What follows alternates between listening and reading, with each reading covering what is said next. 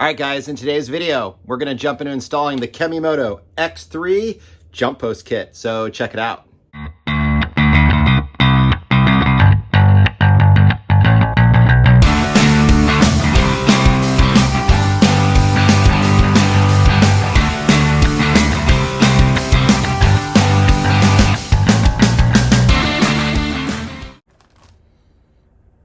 All right, guys, so what we've got here is the X3 Battery Jump Post Kit from Kemimoto. This is a super cool kit. Let me show you what we've got inside here. So we've got our mounting hardware. We've got some instructions on the proper installation, which we're going to look at here in a minute. And we've got the unit itself. So the unit's made up of two parts. We've got our battery terminal portion. This has the actual posts that can be used to be able to use a tender, which I'm going to show you in a minute, and also use for actually jumping the vehicle with a battery with jumper cables. So the actual base of it is made out of, it's almost a 1/4 inch thick non-conductive plastic, which is super important. You do not want one of these guys made out of metal. Because the problem is when you have an off-road vehicle, you're bouncing around, things are going to rub and move. You don't want the signal between the positive and negative to arc across there and cause a problem. So with this nice durable 1/4 inch plastic, we don't have to worry about that. Now from here you have your jumper leads. Now these leads are designed specifically for the length used for the Can-Am X3. Now these could potentially work for another brand of side-by-side as well. You also, if you wanted to, if you were a good do-it-yourselfer, you could cut off these terminals and extend the wire if you wanted to put it on a different vehicle like a Razor or something else. But our kit specifically is for our Can-Am X3, which I have sitting behind me. So why do you want one of these jump post kits? Well, you want it for a couple reasons. One is if you're going to jump the vehicle, meaning that you're going to use jumper cables because it's dead, or you want to give somebody else a jump to start their vehicle, accessing the battery in a Can-Am X3, it just stinks. It's buried down at the very bottom behind the passenger seat. Whether it's in the 2-seater or 4-seater, it's still very buried. It's extremely difficult to get to unless you basically take the seat out, the passenger seat out.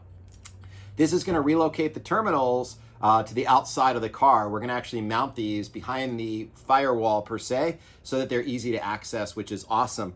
The other reason you're going to want this is if you're familiar with batteries, the last thing that you want to do is have a battery sitting around without a tender or a charger on it for very long periods of time. These batteries will slowly work their way down to dead. Once they're dead, if they get too dead, they don't come back to life. And now you got to go off and buy a brand new battery, which stinks. So this is going to, utilizing this and a proper battery tender, this is going to allow you to extend the life of your battery, which is awesome. And it's going to do it very easily without removing the seat. You can just clip on your connectors to these jump posts and you're good to go. These plastic covers are really cool because they're going to be protecting. They're clearly labeled with the red for positive, the black for negative. We got a couple mounting holes. Again, it came with the hardware to be able to mount it as well. So the installation is really simple. You're just drilling a couple of holes to be able to mount this in the proper location. And then you're just going to run your cables from your battery to the backside of your terminals. And we're going to do an installation on my Can-Am. I'm going to show you how easy it is. And I think you're going to really like the outcome of it. It's really, really cool. All right, so let's check it out. Okay, guys, the first thing we do to make this job easy is we're going to go and install our extension wires. So that way we've got them on the unit and it'll help us lining it up when we put it on the car. You're going to want to have a 14mm wrench or socket. All you're going to do is you're just going to unscrew off the actual retaining nut. You're then going to take off it is a little lock washer. Now you want to make sure these little copper guys are lined up correctly because they do sit a certain way to where they lock.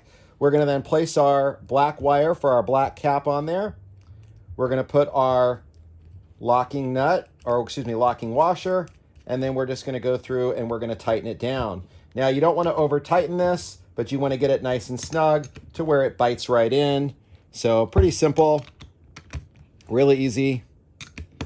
So there we go, we're nice and snug. So we're gonna do the same thing on the other side. We're just gonna go through and we're gonna unscrew the nut off. We're gonna remove just our little lock washer, make sure this guy's lined up correctly. We're now gonna add our red positive to positive. We're gonna install our washer back on, install our nut. We'll get that all down nice and snug. Then we're going to take our wrench, and again, we don't want to over tighten. We just want to get it nice and snug. That little walk washer will do its job to keep them from going anywhere. Notice the wires are nice and away from each other. I can also move them a little bit here and line them up straight and then retighten.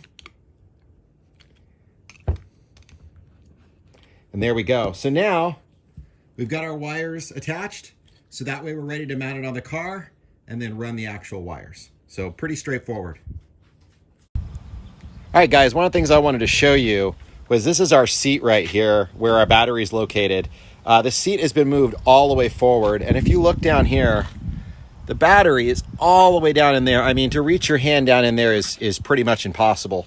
So that's where our kit is going to come in really nice, because it's going to allow us to access that battery down in there right from the back side of the car, which I'll show you here in a moment. Okay, guys, to make this job easy, what we're going to do is we're not going to remove the entire seat. We're actually just going to remove the very two back bolts, which lets us rotate the seat forward. So I'm going to show you how I do that. You could remove the entire seat if you choose, but since the seat belts are already going to be attached, this is just an easy way to be able to go about it. Okay, so for the back bolts, you might have to move your seat forward and back a little bit. Then you get your 19mm down with your extension. Then what you're going to do is you're just going to kind of break those loose, which is going to take some force. And you can use a standard wrench or a pneumatic.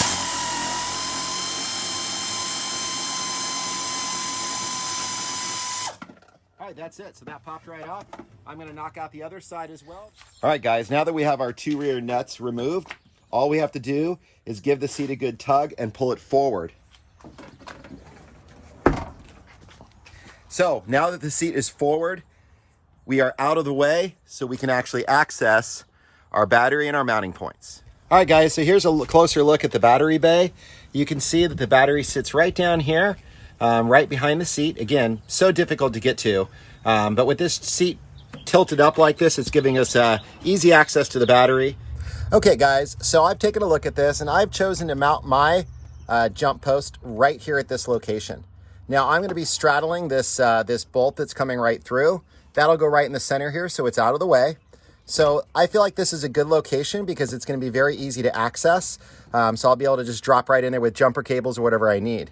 Now for our power wire, what we're going to do is we're going to run the power this way back through. There's actually a grommet, big large rubber grommet that allows you to feed the wire back through and around. So I'm going to show you that on the other side. So what we'll first do is we'll go ahead and get this mounted and then we can run our wire. All right, guys, so I'm going to do my best to allow you guys to see me drill these holes, but it's very tight quarters, so it might be difficult to see. What I'm using is an electric drill with a 1/4-inch drill bit. I'm just going to kind of snake it back up in here, get it right lined up, and that's it.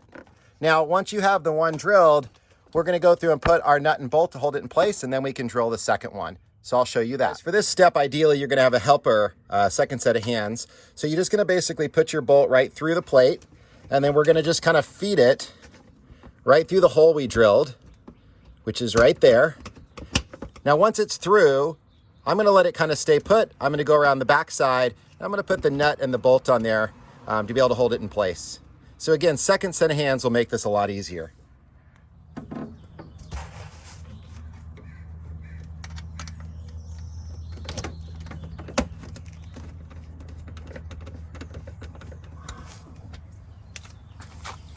Now that I have the one bolt tightened down, I'm going to be able to take my drill.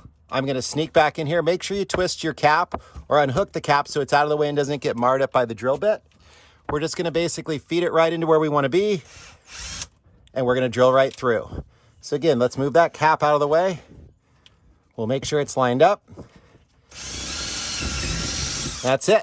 Now we're going to add our second bolt, and then we'll have the actual plate itself mounted, and then we can run our wire. So now what we're going to do is this panel right here, I have a bag attached to mine, but this panel pops off and lifts out. And now what it's going to allow us to do is you can see our wire, we tucked it right through.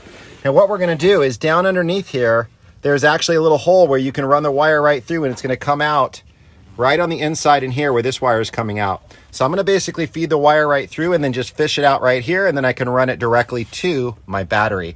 So I'm going to feed that through off camera, and then I'll show you what it looks like once it's done. All right, guys, so I managed to fish the wire through. One of the things that can help is there's a little panel right here that you can pull out, and you can see the wire coming through that way. So I've tucked it around back through in the inside here. I reached back through here, did my zip ties so it's nice and solid. And now I've got my wire right here, my pigtail ready to go to be able to mount right on my battery. Now, if we come to the other side, you can see our mount right there. So we got our wires run, we're bolted up, we're good to go. Now, if you'd like, you could put some loom on these wires to protect them, or you can leave them exposed if you choose. That's totally up to you. But at this point, we're nice and accessible whenever we need to get to our positive and negative. So now the last step is we're just going to go through and connect the actual leads to the battery, and we're going to check for voltage and make sure it's working correctly. So at this point, all we have to do is hook up our power. Now we're going to use just a Phillips head screwdriver. We're going to break this guy loose. Now I like to start with the negative side first and then do the positive side. I just feel like it's just always been the way I've done it with car batteries and other items, but that's totally up to you.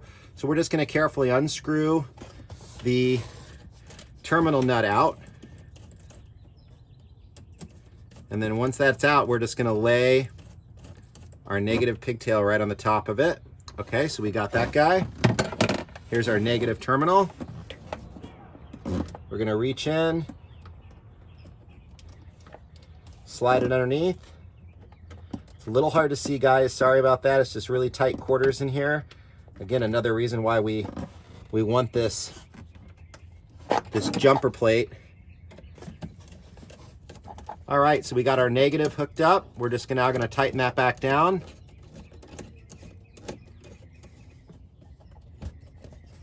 Okay, so now what we're going to do is we're going to do the same thing on the positive side. So the positive side's a little trickier here because you've got a couple things on top of it, but it's still accessible with the screwdriver. You just got to take your time. Then you can unscrew it loose. So let me go ahead and put the positive on. They'll have our negative's already down, and then we'll go ahead and we'll check to make sure that we have our voltage. Okay, just wanted to show you here. So we got the positive and negative are both wrapped up. You can see the two terminals coming off there. You can also see our two mounting screws from where we've actually brought through from the back side of the plate. So you can see I have the voltage meter in place. We're reading 0 volts right now. There's our two caps. So all we're gonna do is reach in and remove our caps.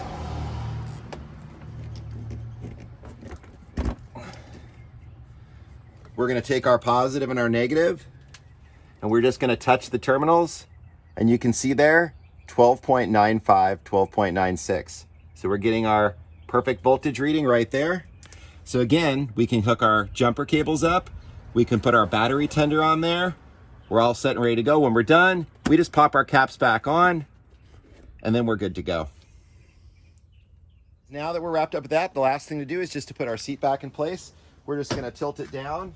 Down in here, you can look inside, and then you can realign it so it drops right back down onto our bolts that are coming up, and we're going to put our nuts back in and torque them to spec.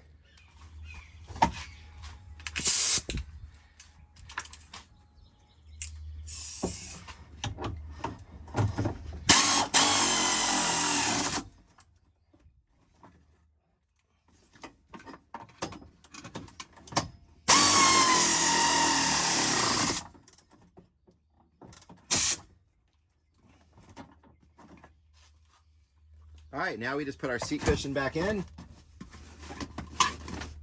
and we're all set and ready to go. All right, guys, that pretty much wraps up our installation. Super happy with the way it went.